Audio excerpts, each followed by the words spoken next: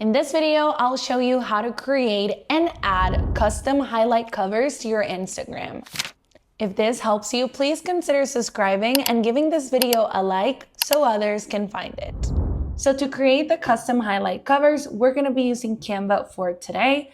I think Canva has amazing templates that just make the process so much easier.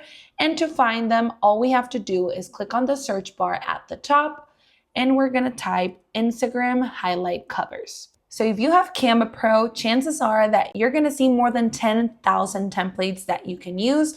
So all you have to do is scroll down until you find a template that you like. I prefer highlight covers that are cute and simple just because I think they're super small, and sometimes when they have a lot of text and icons and images, you can't really see very well on someone's Instagram feed what they say or what they are. So I'm just gonna try to find one that looks good and that is basic and simple. I love pink and I think that this template would go really well with my feed. So I'm just gonna click on customize this template and I'm just gonna start playing around and making this template my own.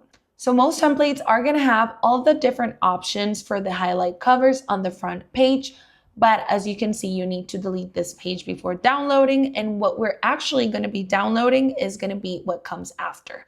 So here are all the icons. And I'm going to show you an example of how to make one your own. So let's say I want to use this little heart for my memories highlight cover. What I'm going to do is just make it smaller. And all you have to do is just drag down the arrows and make the heart or whatever icon a bit smaller.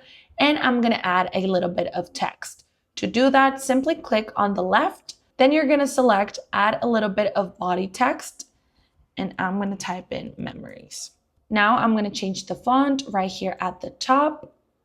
And I really like this little font right here. And I'm just going to make it bigger by increasing the size.